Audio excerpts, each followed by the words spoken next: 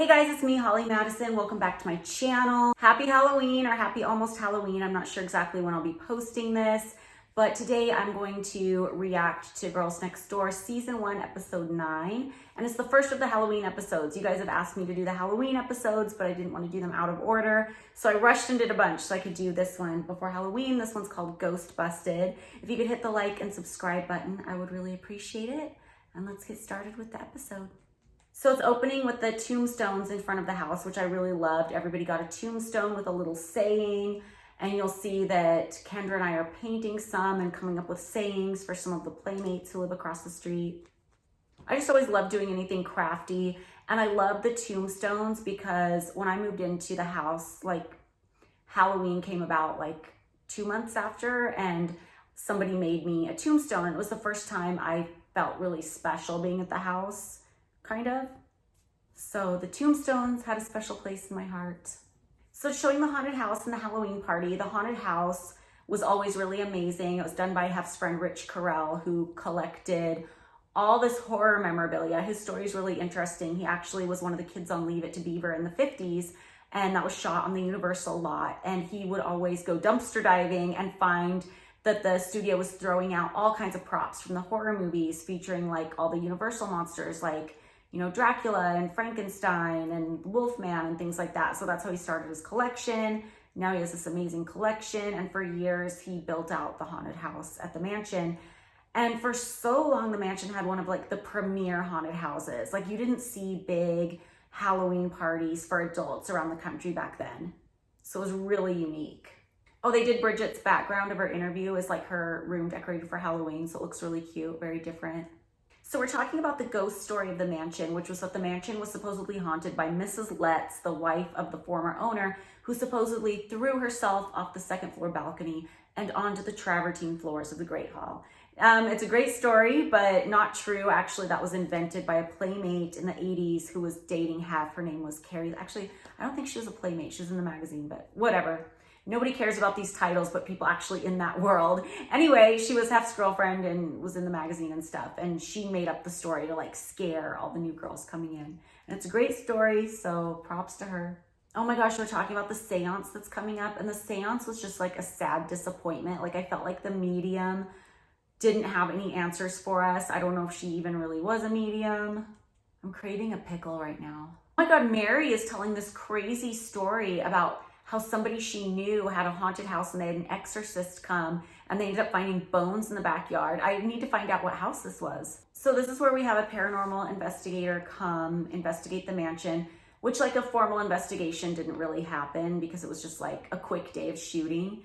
And it's this guy named Barry Taff, and he was in Demon House as well.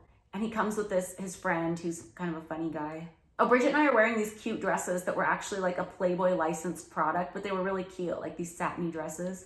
Barry Taff was on Bridget's podcast, and every anecdote he tells, he starts it off with like, I was with a beautiful woman, or I was with my girlfriend at the time, or I was with this. I'm like, how many women have been in your life, Barry Taff? Bridget's saying, I felt strange ever since I moved in here. And it's funny because if you're anywhere trying to sense anything abnormal, I think it would be hard to sense that moving into a situation like living at the mansion because it was such a high stress, weird situation.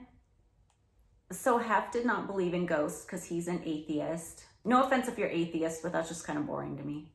He's like measuring people's electromagnetic fields, and I have to wonder, were we mic'd up at the time?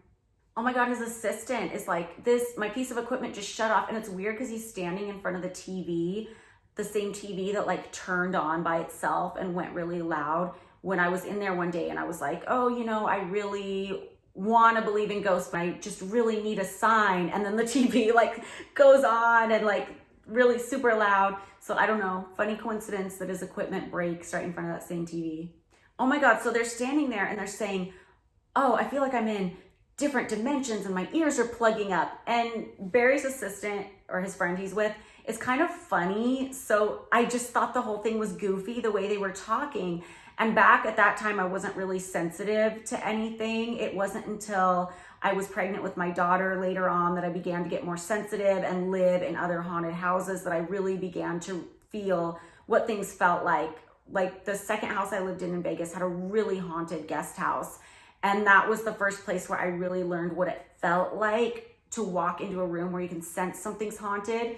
And it was exactly how they said. It's like you can feel your ears plug and you just feel like you're in different dimensions. And it's funny, I thought it was so corny at the time. And I thought these guys are goofballs, but then they're describing pretty well how it feels.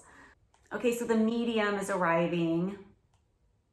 Just seeing how we had a medium come who didn't really give us answers, and we had a really, really cursory investigation.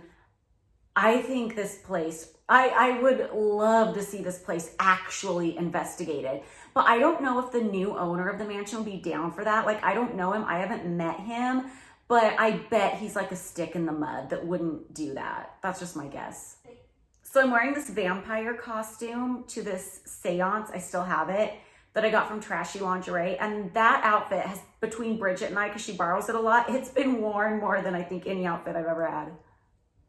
Kendra says Hef likes to think there's ghosts and stuff. No, he doesn't. He was totally atheist. Like, he loved like the old horror movies and like Halloween and stuff like that, but not a believer.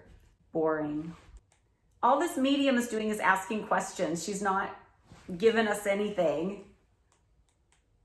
Most mediums I've talked to, they will sit down and stuff will just start coming through.